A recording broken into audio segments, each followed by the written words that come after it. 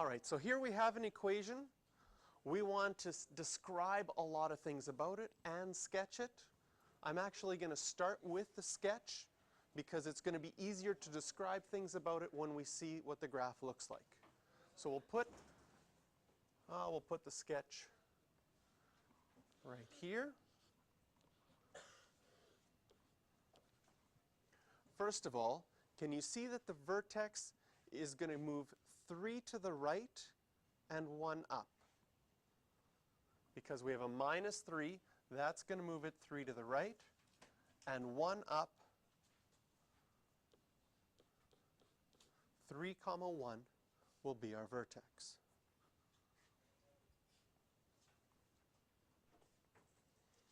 The 1/4 out in front means that you're going to go over 1, up a quarter. Over 1, up a quarter. So if I wanted to label this point, it would be 2 and 1.25. And over here would be 4 and 1.25.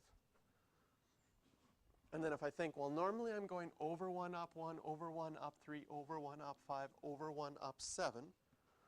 With the quarter there, I'd be going over 1, up a quarter, over 1, up 3/4, over 1, up 5/4, then 7/4. So I've gone over 1, up a quarter to get to 4.25. If I go over 1, up 3/4,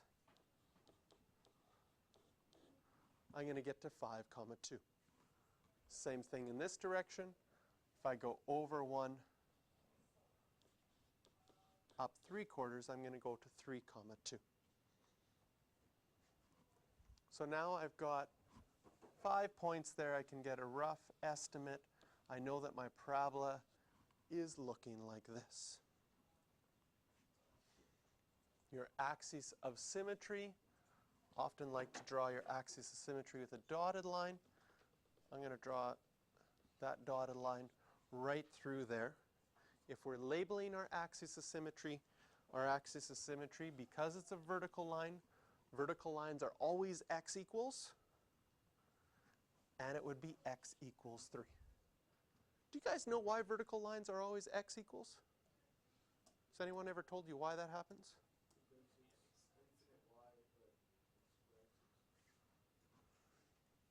Because it makes sense? Well, that's good if it makes sense. Well, why does it make sense? Well, I have a point on this line. It's 3, 1. That's my vertex. I have another point on the line that's up here. What would that point be? Looks like 3, 10. If I pick this point, can you see it would be about 3, 5? Down here you'd have 3, -5. Here you'd have 3, -2. The x-intercept would be 3, 0. Can you see that every single point on that red dotted line would have an x value of 3? So that's why we write the x value equals 3. It doesn't matter what y is, because y can be anything, but your x value always stays 3. So that's why we label our vertical lines that way. Yes? Yeah, that's just a bad, that's a good, why is it 3, 2? Because I was not thinking. Should be over 1 would be 1, 2. Yeah, much better. So now we've drawn a picture. Which way is it opening? Up or down?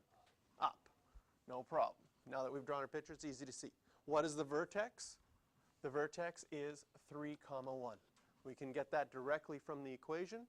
We can also get it from our graph that we've drawn, because it's been moved 3 to the right and 1 up. Our equation of our axis of symmetry, which we wrote in red, always goes through the x-coordinate of our vertex, is x equals 3.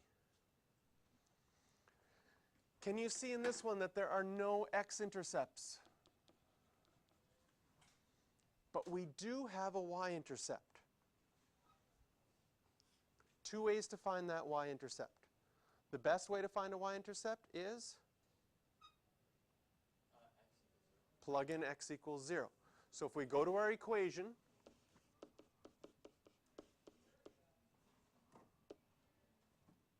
and plug in 0 for x, what are we going to get?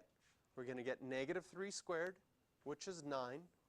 That gets multiplied by a quarter. So I'll just write 9 times a quarter would be 9 quarters, plus 1, which I'm going to write as 4 over 4. So I have a common denominator. And then my y-intercept will equal 13 over 4. That's the best way to find a y-intercept, is plug in x equals 0. If we wanted to find it from here, notice that we are at this point at 1, 2. I would have to go over 1 up how much? Well, I started by going over 1 up a quarter, over 1 up 3 quarters. Next, I'd have to go over 1 up 5 quarters. And if you took 2 and added 5 quarters to it, well, 2 is the same as 8 over 4 plus 5 over 4. You also get 13 over 4 as a y-intercept. So we could find it from our graphing technique as well, although plugging in 0 for x is probably the easiest. The domain of our function, the domain of all parabolas, is everything. So you can write that as XER, or you could write it as negative infinity to infinity. I would just do the x as an element of the real numbers. That would be your domain. For your range, your range here are your y values. Your smallest y value you ever get is 1, and it's everything bigger than 1. So you could say all your y values such that y is bigger than or equal to 1. And if you just wrote the y is bigger than or equal to 1, you would get full marks for this. This is a little bit more formal. Or in interval notation, the smallest value is 1, and you include everything up to infinity. So you could also write it in interval notation. In high school, it seems like they start more often with the set notation. And then in university, I was just talking to someone from the University of Winnipeg. He says it depends on the professor. Some professors will go and use only interval notation. Some will use only set notation. So you kind of have to know both, because you don't know who you're going to get in university when you take a math class. And there we have how to graph an equation and how to label the parts from that.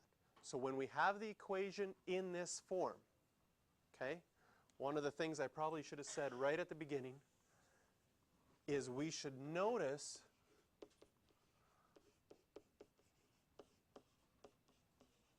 that this equation is in the standard form. We've got something squared plus something with an a in front. We know that it's in that form, so then we can say it's moved left, it's moved down, or it's moved up from that form.